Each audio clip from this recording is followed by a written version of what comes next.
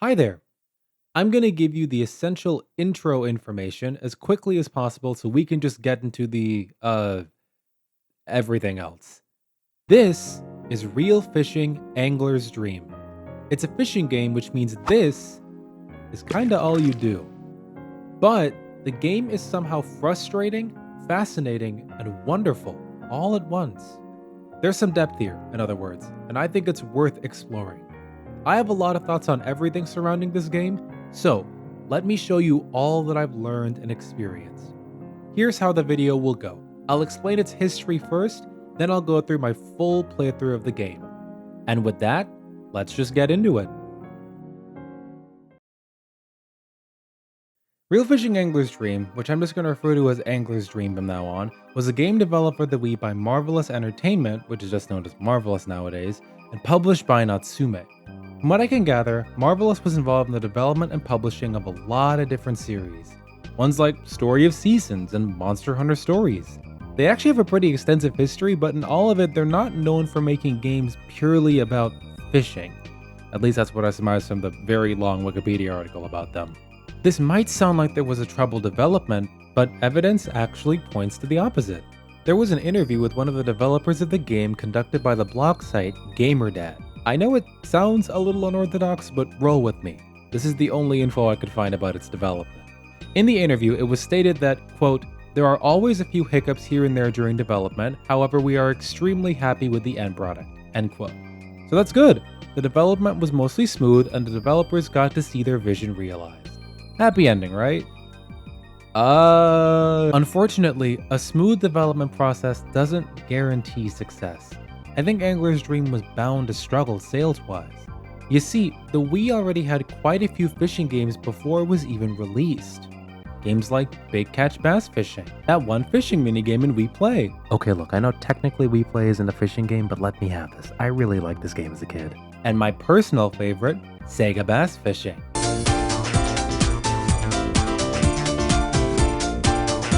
What all this means is that Angler's Dream had to do something special to stand out. So, what did it do? Well, the atmosphere and music are both wonderful, but if that's not a particularly strong selling point to you, I can't say there's much else. The gameplay is just fishing, and it has its fair share of problems.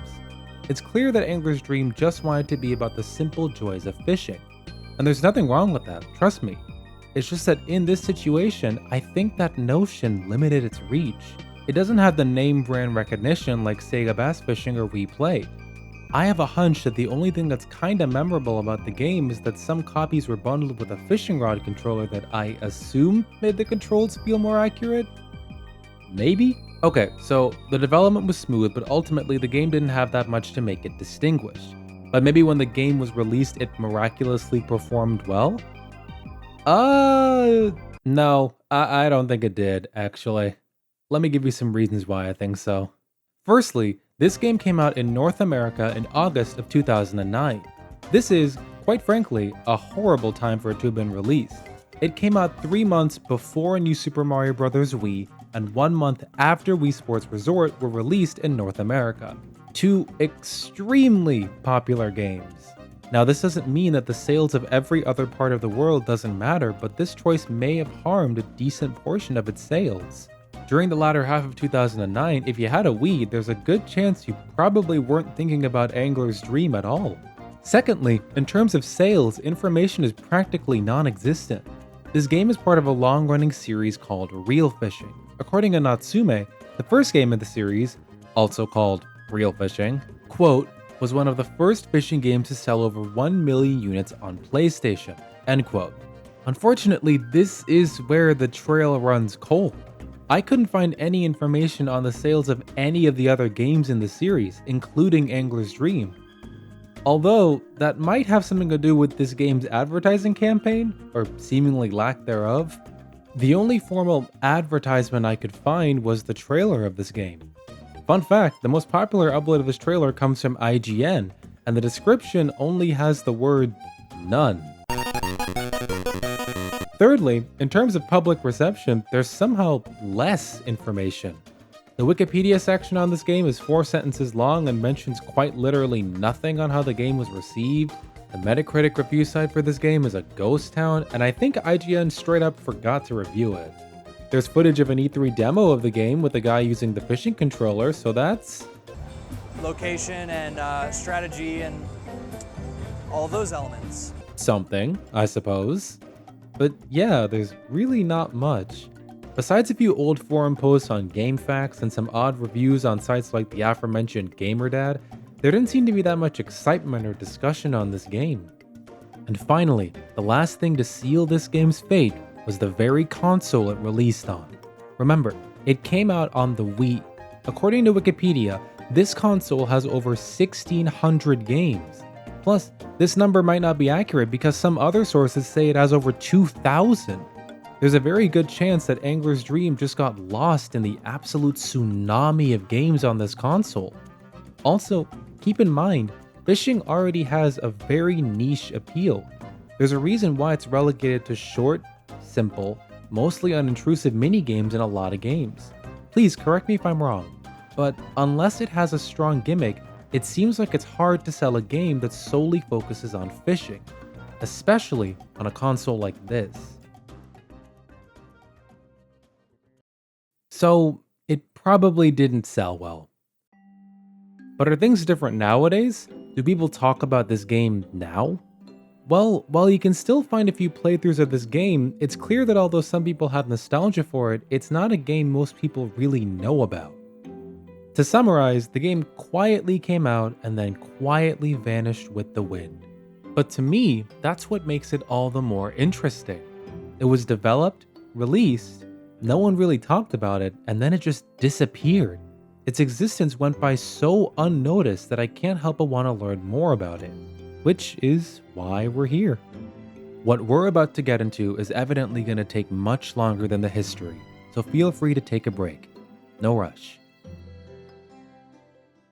Ready? Okay. The beginning of Angler's Dream consists of 3 tutorial areas: the lake, the midstream, and the rocky coast. These places are where the game teaches you how to fish. To save a bit of time, I'll just tell you the essentials. For this video, I think describing how it feels to play is more important than getting into the actual specifics of the controls. All you really need to know about is casting and reeling. It's important to mention I played this game with a Wii remote using the motion controls, which famously never ever caused any accidents. To cast the line out, point at the screen, hold A, and then swing the Wii remote downwards while pressing B. To reel the line in, hold down either A or B to reel slowly or quickly respectively. Reeling the line in is how you normally entice the fish to take the bait, but this varies depending on the kind of fishing you're doing. As for how it feels, I haven't described the full process, but trust me when I say it's a little cumbersome. I won't get too much into it, but there are other fishing mechanics that require that you frequently hold the Wii remote in certain positions during specific time frames. The controls rarely fail to register what I was doing, but it was still awkward. I appreciate what they were trying to do, and once you practice enough and get a feel for it, it's not bad, just not the best either. Anyway, you start the game like any other fishing game, say it with me now, by committing home invasion. The game starts with you walking through the woods and going through an unlocked door into a lonesome cabin called the Aqua Lodge. I wasn't kidding, you do actually commit home invasion. You slowly look around for a bit, and I really do mean slowly.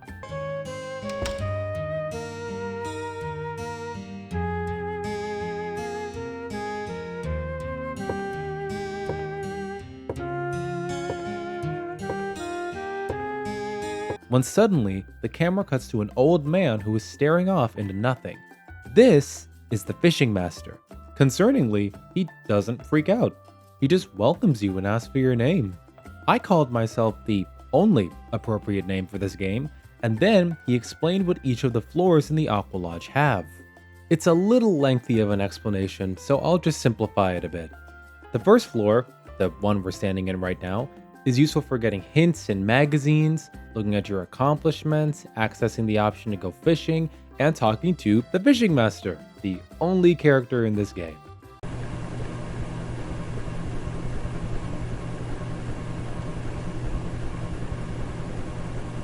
The second floor is where you can look at the different kinds of equipment you have and its effectiveness against certain fish. Finally, the basement has an aquarium where you can look at the different kinds of fish you've caught. The Fishing Master also mentions after this that there's some more helpful information in the fishing notebook. I didn't look into this immediately, but it's fishing. I doubt the consequences for not reading a fishing notebook will be that harsh, especially if it's not mandatory. Surely, they wouldn't just put important information in an optional segment hidden behind a bunch of menus, right? Foreboding rhetorical question aside, once the intro's over, you're allowed to go to the first location of the game.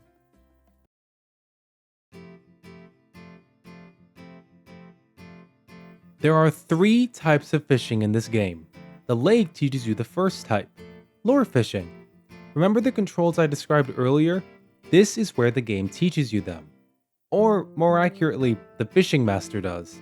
The game frames every tutorial as the Fishing Master showing you how to fish, and sometimes even throws in little observations about the location. It's neat. Although I can never fully shake the feeling I'm being held hostage, these tutorials are mandatory and you literally cannot begin fishing until you demonstrate that you understand every facet of the controls. Plus, I'm the only one in the Aqua Lodge and there doesn't seem to be any civilization, anywhere? None of this is harmful though. If anything, all he's done is politely trap me here so we can share something he's interested in with someone else. Anyway, let's talk about the more interesting stuff here. The way the game progresses is simple. The Fishing Master will give you a task to catch some quantity or kind of fish in an area. Once you complete it, you can then move on to the next location. There are multiple different kinds of fish in every area, but in the lake, you just have to catch 3 fish of any kind to move on. So for this, I just caught 3 largemouth basses. I was kinda bad at this at first, but honestly, you can take it easy here. The goal in the lake is very lenient. Once you understand the controls, you can kinda just keep doing the same process over and over again. What I really want to talk about here is the environment and sound design. Everything seen and heard is all carefully designed to create this serene feeling, like you really are just fishing at a lake. The visuals are a little dated, but they're still appealing to look at. The dark green and brown forest contrasting with the light blue mountains and lake, it hits just right for me. But as you can tell, this isn't a still image. There's motion that occurs while you fish. There's the more obvious motion like the flowing water, but there's also smaller visual touches that breathe more life into these places. Birds are seen flying through the sky, occasionally you'll see a hot air balloon floating by. It's simple, but meaningful. I feel the same about the audio. Again, there's the obvious stuff. Before you even cast your line, you can hear the sound of the water flowing and animals making noises.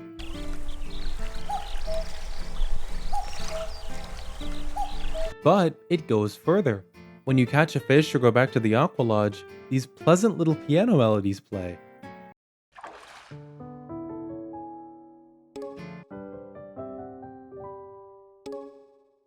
When a fish is near your line, the music cuts out and all you'll hear is just environmental noises.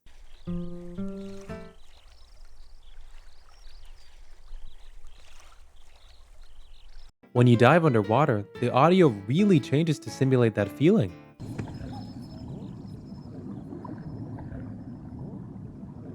It's small, and I'm sure plenty of games do it, but I like to give credit where it's due. Every little thing here works together to fully draw you into this place.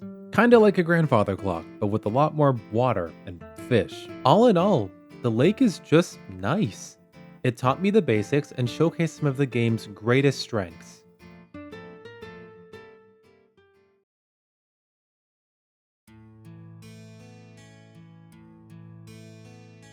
Right out the gate, the midstream looks different. It's more confined, especially when contrasted with the lake, the very open body of water. That's not necessarily a bad thing though. I think it's a cool change of pace. Also, the music in the lake was pleasant and welcoming. By contrast, the music here is a bit slower and I think in a different time signature. Don't get me wrong though, it's still nice. It retains the simple but enjoyable quality of the lake while also being different in its own way. It's an interesting way of tying the music to the visual relationships these two places have. Now this is where the game has the second mandatory tutorial to introduce fly fishing, the second kind of fishing. It's like lure fishing, but you have to do two things differently. Flick the Wii Remote multiple times before you press B to get more distance, and either let the lure, which is a fly, hence the name, sit still, or reel it in very slowly once you cast it. And yes, your intuition is right, the multi-swinging thing does get a little tiring after a while. As for the goal, this time you have to catch 4 pale chub. Unfortunately, this begins the trilogy of I'm not having a very good time fishing in this place and I want to lie down. The trademark is pending. You might recall that I had certain gaps in my knowledge of the game's mechanics. This is a big problem because the goal is actually a little strict this time. So that means you kinda have to know what you're doing now. In theory, the goal sounds fine, but in execution, it was a struggle. I caught every other fish in this area before I even found a single pale chub. And weirdly enough, out of the 4 kinds of fish in this area, I kept catching daces over and over and over again. It took me almost an hour to finally meet the goal.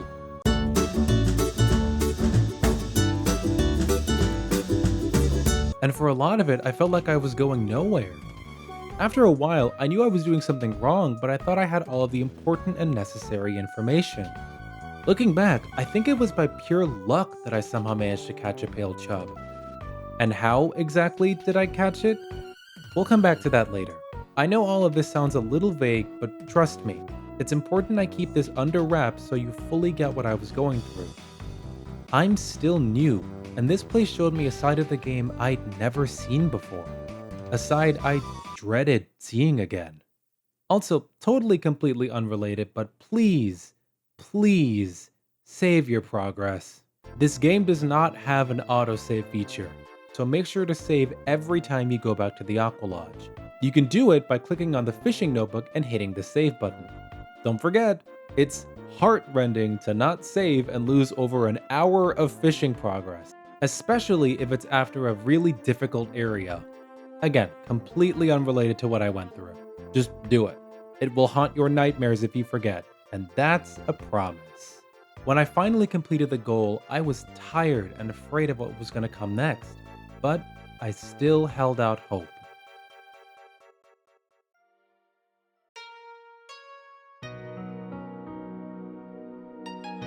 And I'm so glad I did.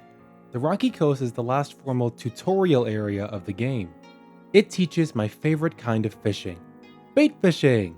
It's my favorite for 2 reasons.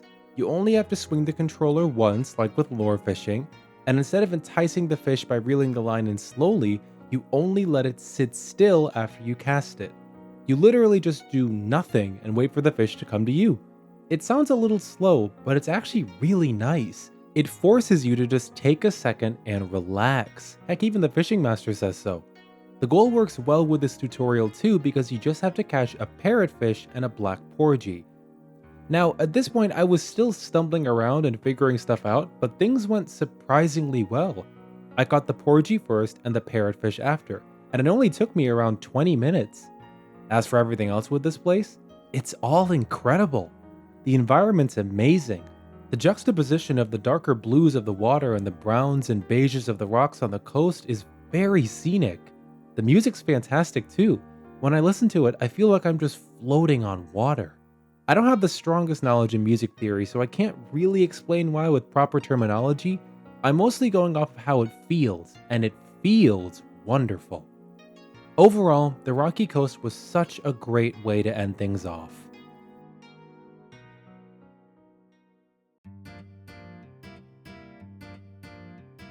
This is where the game truly begins. There's technically one more tutorial, but the mechanic it introduces doesn't change the gameplay nearly as much as the first 3.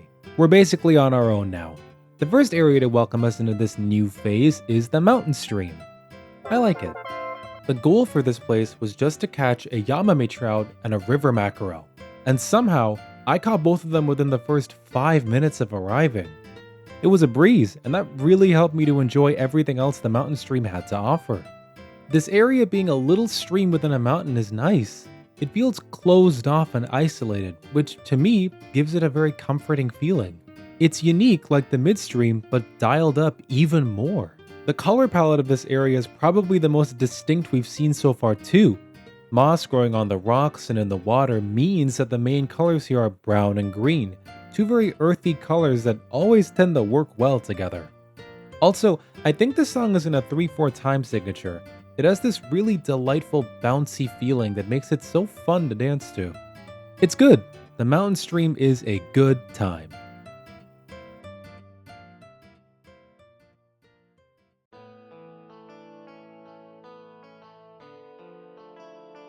Alright, how to go about this? Before I get into my criticisms, I think I should mention that the OpenSea isn't all bad. As usual, the visuals and audio are great. Since it's the OpenSea, you can hear pelicans in the distance and occasionally the sound of a boat horn.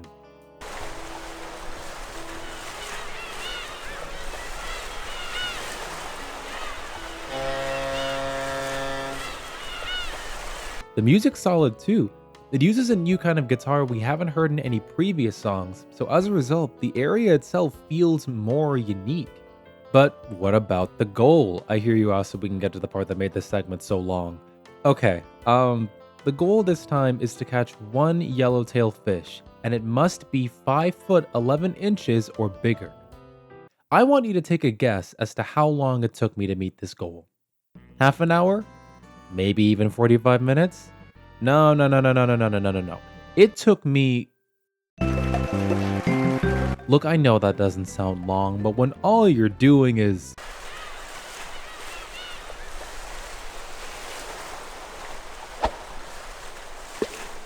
You really do start to feel the seconds tick by. So what went wrong exactly? I think now is finally the time to address appeal. Appeal is actually quite simple. Go to the fishing menu and click Change Tackle. Let's use the bluefin tuna as an example. See that heart? That's appeal. The number next to it shows how much your tackle appeals to the tuna.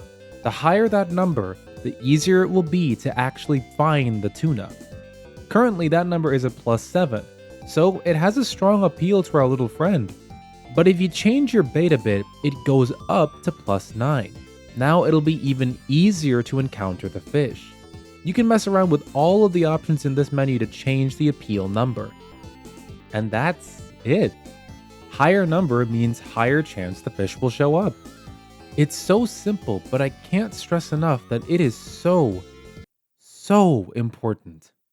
I didn't know what appeal was until about halfway through my time here. This is the main factor that made this so much harder than it needed to be. I wasn't using the equipment that appealed to the yellowtail, and so it never came. In fact, this goes further back. Remember how vague I was in the midstream saying that it was pure luck that I managed to catch a pale chub? Well, if you fail to catch a fish enough times, you'll need to replace your bait. I honestly think that I just kept changing it until I eventually happened to find the one that appealed more to the pale chub. Now, was it my fault that I didn't know what appeal was? Yeah, it was. The game gave clear indications that there was more information I could learn about in the fishing notebook. It also clearly indicated that there are different kinds of equipment that are effective to certain fish when the fishing master mentioned what the second floor was for. Those should have signaled to me that there was more I should look into. But I also think the game dropped the ball. Learning about appeal is technically completely optional and hidden away behind a bunch of menus. You are never required to read about appeal in the fishing notebook or go to the second floor. Why? I don't know, man. This is such a significant mechanic. It can drastically affect the amount of time you spend fishing, which is why I think the game needed to have a mandatory tutorial for appeal. It doesn't even need to be long, just a quick heads up. The game forces you to go to the menu and change your equipment while explaining appeal. Is it clumsy and interruptive? Am I basically just saying the game should blindside the player with text? Yeah, but it's necessary and it'll be quick. I only ended up learning about appeal because I was so frustrated and confused after a while, I consulted the fishing notebook for any information that could help me. A quick tutorial about appeal would have gone a long way. Worst of all, there are 3 other factors that make achieving this objective even harder than it needs to be. Automatic timers, hook depth, and size. They all cause some level of grief, but I won't elaborate on them just yet. Believe me, they do all come back. This is when I believe the game is at its weakest, when it sets these crazy requirements that force the player to hunt down a hyper-specific kind of fish.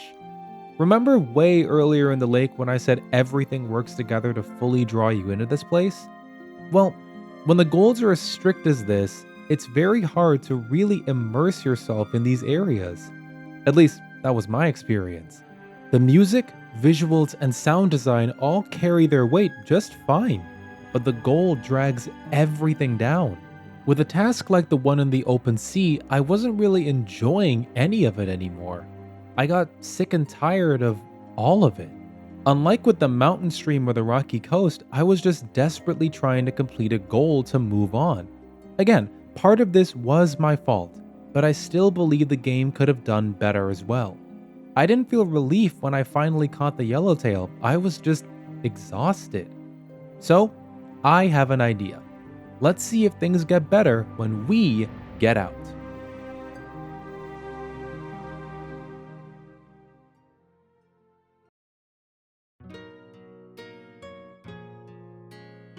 All you have to do in the upstream is catch a rainbow trout and a sakura trout, and nothing bad really happened here. The only major thing to note is that the currents on the right hand side would just cause my bait to drift into areas where there weren't any fish.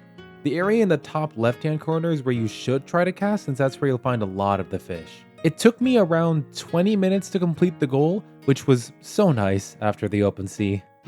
In terms of visuals, the best word I can use to describe this place is very muted. This place isn't trying to be vibrant, but I think that's what makes it stand out. It's the most subtle. As for the music, it feels almost like a lullaby. It's slow and methodical and soothing all at once. When I first got here, it felt like it was just inviting me to take a deep breath.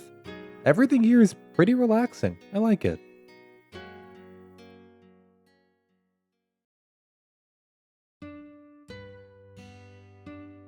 Yeah, this one's just as bad as the open sea. But again, let's talk about the positives first. The visuals of the pond are interesting. The color palette here is predominantly gray with a little bit of green. I don't think that's a combination of colors that we've actually seen in the game before. Also, there's a boardwalk, which I think might be one of the few times you see anything man-made in these locations. Also, you're never gonna believe this, but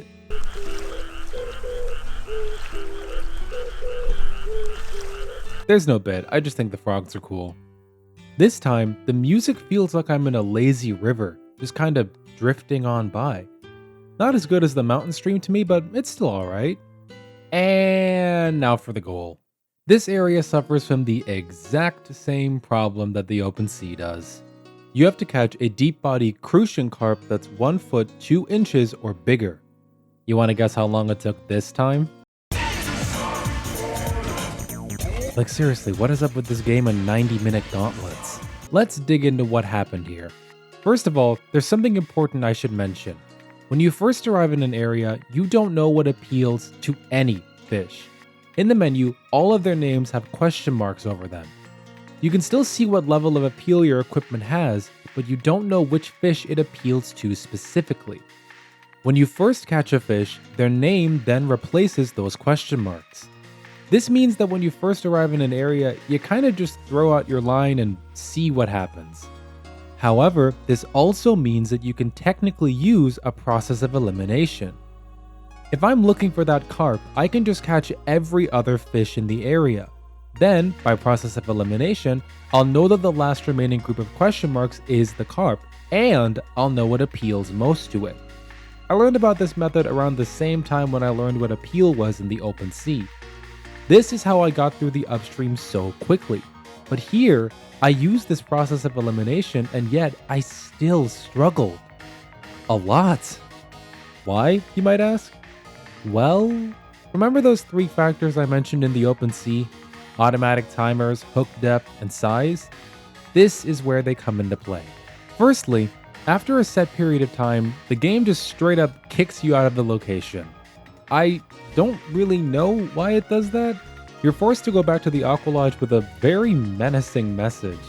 It may sound minor, but it's another thing that adds to the amount of time you're spending in these places.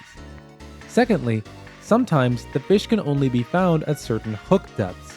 Hook depth is exactly what it sounds like. It's where the hook is after you cast it. You can adjust it to different layers in the menu.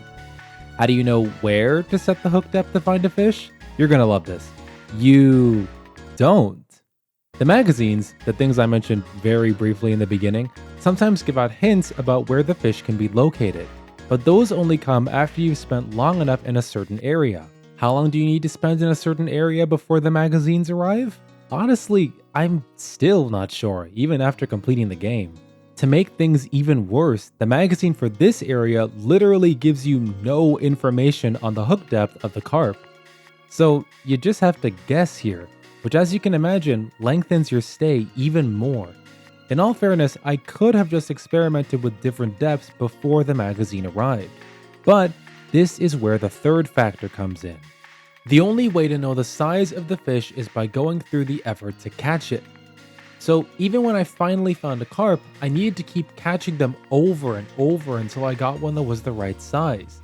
The amount of times I caught a carp that was 1 inch short was, in retrospect, morbidly funny. But in that moment, I was going insane.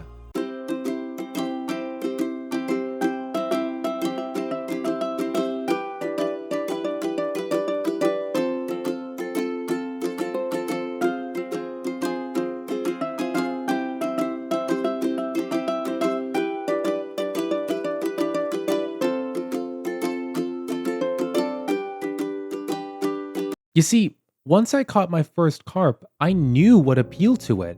I knew what hook depth to set it to, but none of that mattered because I couldn't control its size. It got so bad I genuinely thought the game was glitching out. This is also why I ended up spending so much time in the open sea even after I learned what appeal was. And, one last note, something weird happened with the fish here. For some reason, they would just refuse to take the bait. No matter what I did, they would just float there, ignoring it. For context, this is what normally happens when catching a fish.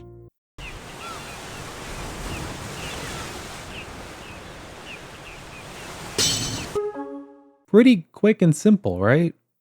This is what happens here.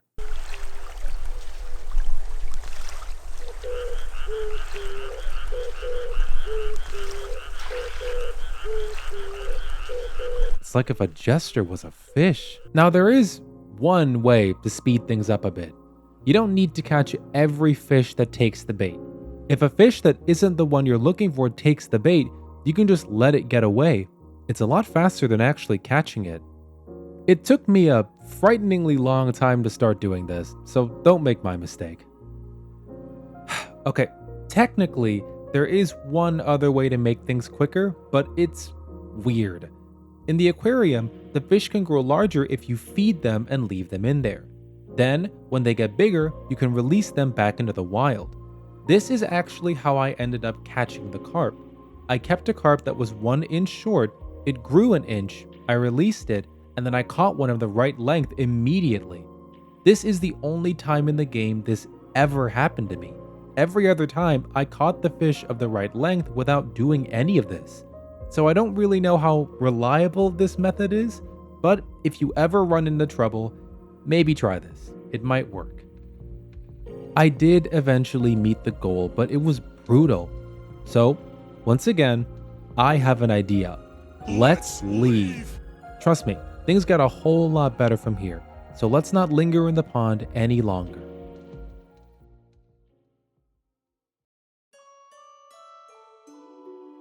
Alright, we're close to the end. There are 4 sections left, but they're pretty short. I was pretty apprehensive at this point, but I'm glad my curiosity overpowered my fear, because things really do improve.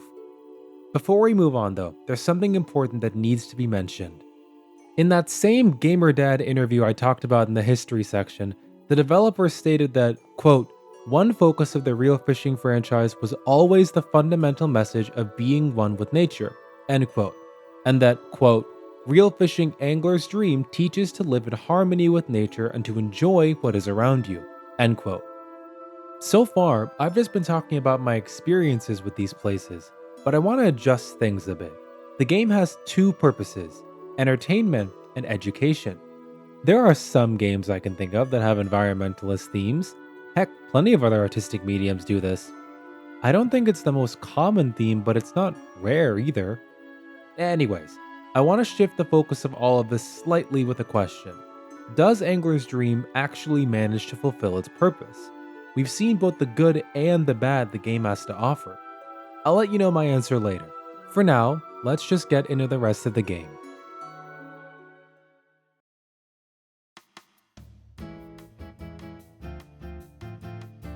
The goal on the beach is to catch 5 bonefish.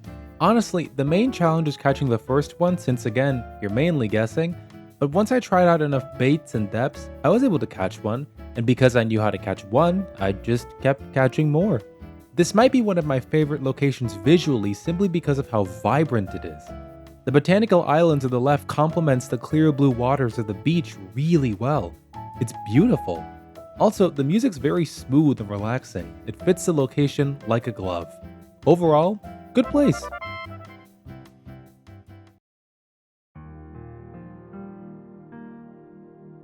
In the headwaters, the assignment is to catch 2 char that are 1 foot 6 inches or larger.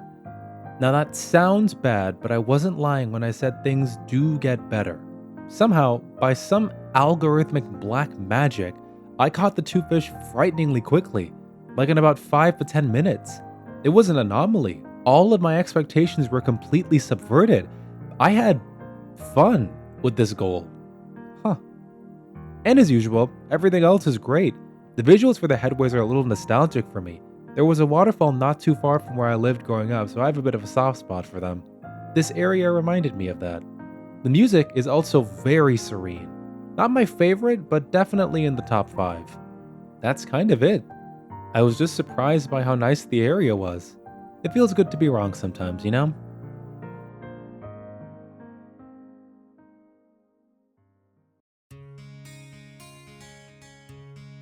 Catching 6 pink salmon is the task to complete for the downstream, and again, it didn't take too long to finish. About 20 minutes this time. I kept expecting something terrible to happen, but the game just kept on giving me gentle hugs instead of bullying sessions. It's only a little unsettling, but hey, I'm taking every win I can get here. I did actually run into a little bit of trouble here though. When fish show up to take the bait, more often than not, they tend to do so in groups of the same fish. Like if a catfish showed up, typically 2 other catfish would also follow. But here, groups would have multiple different kinds of fish. I ran into this a few times in other locations, but here it was a lot more prevalent. There's no real way to somehow get one specific fish's attention over the other fish, so if anything other than the salmon took the bait, I would just let it go instead of trying to catch it. Not a major drawback, just something to note. The location is very scenic. The mountains off in the distance, the forest right past the downstream. It reminds me a little bit of the lake, but there's a lot more green this time, and I think that gives it a certain uniqueness. As for the music, it's alright. Not my favorite, but it did grow on me more as I was editing, especially the latter half. It's a good song for a good place.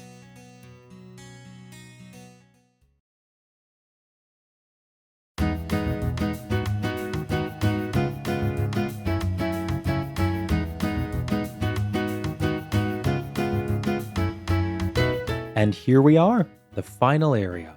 In the South Seas, you just have to catch 3 giant trevally and 3 dorado. I really hope I'm pronouncing that right. I thought it might be extremely tough to catch them because, it is the last location, but it wasn't hard at all. I experimented with everything here, from different baits, depths, where I cast the line, and even kinds of fishing. Eventually, I found one of each fish, and that's when it all fell into place. After 2 sessions that didn't take too long, it was over. And for the final time, the visuals here are just amazing. The waters are a beautiful bright blue, the skies are clear, you can see a little sandy island off in the distance. It's a very vibrant place and the music fits here perfectly. It's so upbeat and catchy. This is definitely one of the songs that I've listened to the most out of this entire OST. It's all an extremely joyful way to end things off.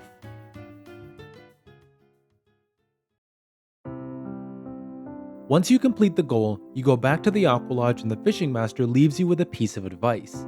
He says, Remember, fishing is something you can always get better at, so don't stop now. Happy fishing. It just occurred to me that I never mentioned that he actually has a voice actor. His name is Brent Seltzer. There are a lot of Brent Seltzers online, but if the one on IMDb is the same as the one in this game, apparently he also did a voiceover for a movie called Joe Somebody. This game is full of random bits of information, huh? Anyway, I think it's time I provided a bit of context for this video. I learned about this game through a playlist of fishing music called Gone Fishing by City Pigeon. It features a couple songs from this game, and it's a fantastic playlist that really showed me how great this game's music is. If you ever have a chance, check it out. Also, if you like what you heard throughout this video, please listen to the soundtrack of this game. I think it's a gem, and I really do think you'll like it. Everything is linked in the description. As for the overall game, I have one prevailing final thought. Somewhat unintentionally, the game portrays fishing in an oddly honest way. Keep in mind, this is coming from me, a non-fisherman, so take what I say with a grain of salt, but the fishing in the game isn't always fun and relaxing, which strangely makes sense. Hear me out. Ideally, every goal would be enjoyable, but on occasion, it's the exact opposite, and I think the developers kinda knew that. Think about it. You're only ever required to catch a fish of a certain size 3 times, and one of them goes by really quickly. I think they wanted to challenge the player while still keeping it fun. Yet somehow, by these specific challenges not being fun in the slightest, they accidentally portrayed fishing more sincerely. Sometimes, even in our favorite activities, there are moments when things feel a little dull or frustrating. There are both good and bad days in anything that we do, and I believe the game was really honest about that. Now, do I always like the game? No. But I can understand why they did what they did and appreciate it for what it unintentionally is. Or maybe they didn't intend for any of this and I've gone a little insane. But hey, if anything, the game showed me that even if fishing is a struggle at times and can feel frustrating and pointless, it's worth persevering. You never know, there might just be something worthwhile around the corner. And even if there isn't, you still get some form of closure out of the whole thing, and maybe even learn a few new things. So, back to the question I posed earlier. Does the game effectively teach you to be one with nature and enjoy what's around you? Well, you spend so much time just existing in these nature spots, it's hard not to appreciate them. Plus, the less strict the goal, the more I could really grow to love the sounds, the visuals, and the music, and I guess be one with nature. The harder the goal, the harder it was to do that. But there were only 3 areas out of 11 that were particularly bad. I'm not fully sure what it means to be one with nature in a game, but for what it's worth, I got to enjoy a digital simulation of nature, which made me want to go and see some actual nature. So, I think Angler's Dream achieved what it set out to do, and that counts for something in my eyes. With all that being said, thank you so much for watching this. Videos like these are a joy to make, but they are also a lengthy time investment. So please, give me feedback. I've already observed many areas that I can vastly improve on, but I also want to know what you think. What can I do better? What can I keep as is? Do you like fishing, or are you here just because why not? Let me know. You listen to me ramble for this long, so feel free to throw as much info at me as you want. I'm always down to listen. Anyway, I hope this video brought you some kind of joy, or that you found it insightful or a little bit interesting. Or at the very least, I hope it served as some good background noise while you were doing your thing. This video wasn't really meant to be any kind of formal analysis or comprehensive review. Trust me, I did not cover every single thing in this game in this video. I just wanted more people to know all about this game. I am gonna go sleep now. I'll see you in whatever I make next. Until then, take care.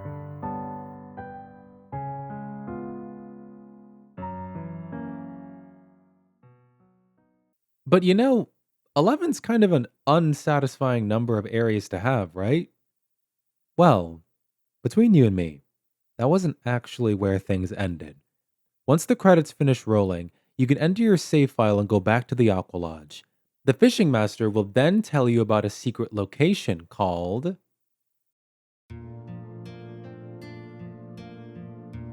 There's a story behind the song that plays in the mountain lake.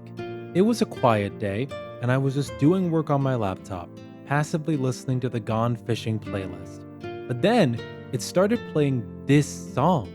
I completely stopped what I was doing. I couldn't believe how wonderful it was. My curiosity was piqued, so I went to learn more about the game it came from. A couple months later, here we are now. I didn't even fish here, to tell you the truth. I just kind of sat there for a while. Once again, thank you. I hope you enjoyed everything. This really is all you do in the game. But let this video be proof that sometimes you can find joy in the most unexpected places. And seriously, give the soundtrack a listen. If you take one thing away from this dump of information and thoughts in video format, let it be that. Very rarely have I heard a soundtrack that's so soothing and lighthearted and ethereal all at once. Something about it just clicks for me. And maybe there's a chance it might click for you too. For real this time though. Take care. I'll see you later.